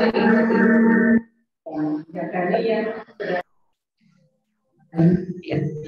Baik Bapak Ibu, kita pada pagi hari ini kita telah sampai pada selesainya penyampaian materi yang terkait pemahaman dan juga pendalaman terkait indikator TB yaitu pengobatan TB secara teratur terkait indikator PISPK. Tentunya dari hasil diskusi kita bersama tadi kita bisa menyimpulkan bahwa data PISPK ini adalah data yang terus bergerak. Untuk itu update data menjadi bagian yang penting dan tentunya koordinasi dan sinergitas baik dari teman-teman PISPK maupun teman-teman lintas program perlu dibangun dalam upaya nantinya agar intervensi lanjut yang kita lakukan bisa maksimal untuk terwujudnya masyarakat sehat yang tergambar dalam tercapainya indeks keluarga sehat yang diharapkan ya 0,8. Dan tentunya jika IKS itu bisa kita capai targetnya, akan berdampak atau mendukung pencapaian SDM yang ada di kabupaten kota tentunya. Baik Bapak Ibu, tentunya masukan-masukan yang telah disampaikan dalam diskusi pada siang hari ini menjadi catatan bagi kami. Dan harapannya nanti ke depan kita bisa berjumpa lagi untuk mendalami indikator-indikator lain yang ada di PISPK ya Pak Bus ya. Mudah-mudahan kita punya kesempatan agenda lain untuk kita bisa membahas indikator yang lain baik terkait KPM maupun indikator-indikator kesehatan ibu dan anak. Tentunya Bapak Ibu nanti materi akan kita sampaikan.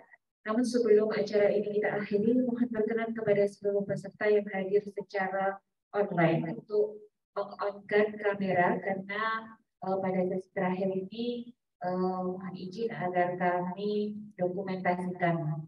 Oke, gimana untuk semuanya? Terus untuk bisa mengambil dokumentasi pada akhir kegiatan ini. Silakan.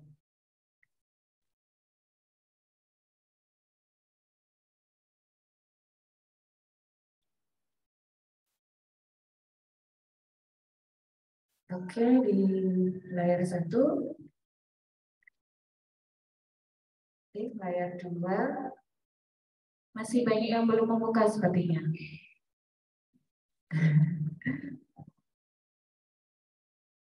Baik.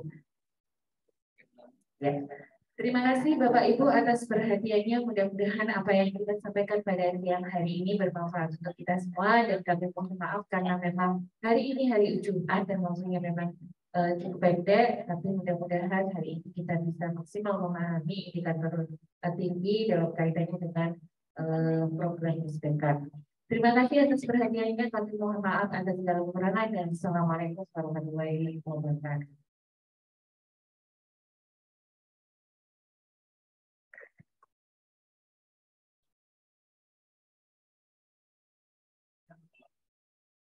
Pak Sony ya.